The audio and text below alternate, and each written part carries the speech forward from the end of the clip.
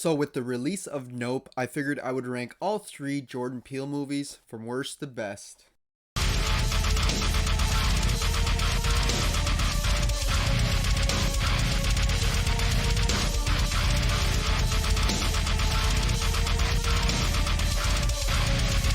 Hey guys, welcome back to the channel. Hope you're having a good one today. I'm Nick, and today I'm going to be ranking all three Jordan Peele films from worst to best. We got Get Out, we got Us, and Nope. Three very different movies, all by the same director.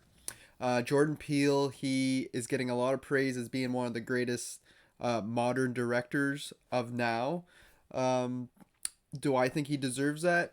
He's one of the better ones, I'd say, but it's a little early to tell with just three films under his belt. Wait for a couple more and then we can decide. But of all time, he's definitely not my favorite, but I do enjoy most of the films here. So without wasting any more time, let's rank them. So coming into last place, we got the brand new release Nope 2022. Not the biggest fan of this one, but getting into the positives first. I think it got great cinematography, great camera work. Some of the shots look really gorgeous. The lighting's real nice too. There's some nighttime scenes, but you can see everything that's going on. It's shot really well, as well as the sound design. We hear like different. You get like when the alien presence is around, all the radios and everything shut down, so it's quite quiet. So this would be a great theater experiences because you can hear like screams in the distances and horses and that, and it just sounds really awesome and really clear. And as well as the performances in this film, I think everybody does a great job with what they're given. Great acting all around. And I also love the concept of this film. I'm a pretty big sci-fi fan, and you throw a little bit of thrills and horror in there. That's my type of movie. But I think it fails on the execution here. The movie just seemed to drag on for way too long with not much happening.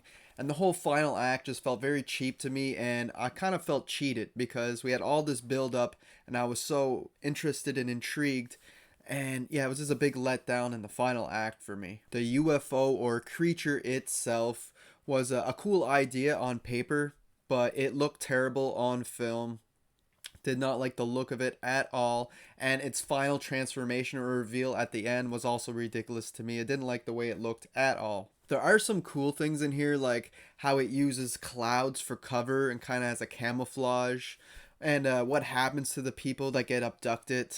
I thought those were real interesting ideas, but again, the story itself as a whole just doesn't work for me. And the whole subplot involving the chimpanzee just felt really forced inside this movie. Like, they didn't connect real well, it didn't feel natural to me.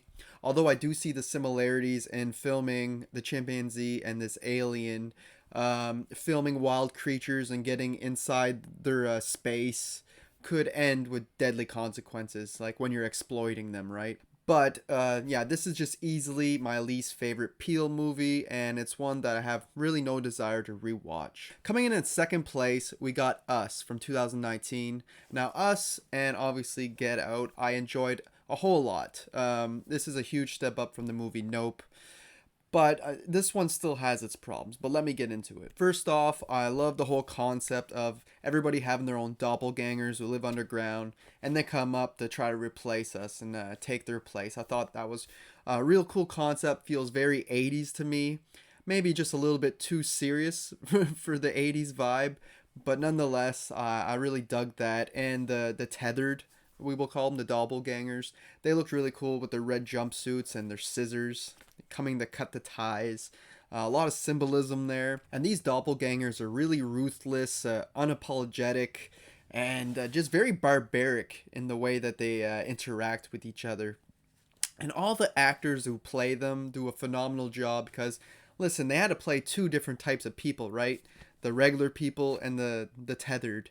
So that's a lot of commitment for an actor. And the main lead, what's her name? Lupita Nyong'o. Hopefully I didn't screw that up. She plays Adelaide, and she does such a phenomenal job. And that's where I feel like the story gets a little bit messy, especially in the final act, but the performances are so good, and that's what elevates this film for me. I do like the themes in this film, even though they don't feel fully fleshed out, about like inequality and how given the right opportunity, you can really achieve anything, right? It does lose me a bit with the whole hands across America thing and how they're all holding hands across America. That whole thing it kind of bogs down the story just a little bit for me. And like I said, once we get into the final act, when we go back underground and that, it does get quite messy. I do like the twist though, the big reveal at the very end regarding our main lead. I thought that was a really cool twist. And all in all, this is a pretty fun watch. It's entertaining. It takes itself, like I said, a little bit too seriously near the end there, and it should have just had more fun with it. But nonetheless, this is a good film. Oh, and one last thing before we move on. I never understood the whole plan or why they waited so long to come back out and onto the surface. It's not like they were locked down there or anything. They could always leave, I suppose. That part just never made much sense to me. They explained that, oh, they needed time to plan it out, but it didn't seem like they had much of a plan. They were literally just going up there to kill everybody else. That's what it seemed like to me. So yeah, that whole plot line didn't make sense to me. Why they were just staying down there that whole time for like 30 years or whatever the hell, how much time it was.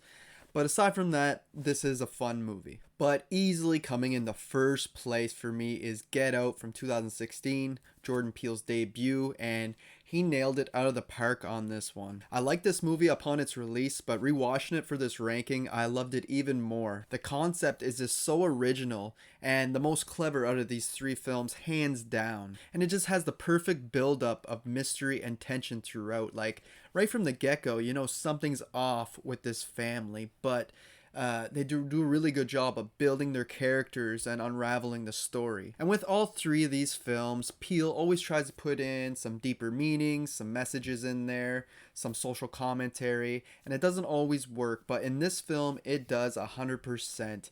He hits the nail on the head. Like, whether you're talking about interracial relationships, racism, how black people go missing and there's not much done about it. Like, people seem to just forget about it and don't go searching. There's so much in this film to unravel, and it's all executed at the perfect way. Even if you look back at the small things like the deer scene, when they hit the deer at the very start in this movie, and it's crying for help, but it can't move, it's like paralyzed. It really draws a comparison to the people under hypnosis in the film, right? How they're like basically in there and they can't move or nothing and do anything about it, but they're still alive in there. And we get great acting with phenomenal performances all around, great characters. They're all pretty fleshed out.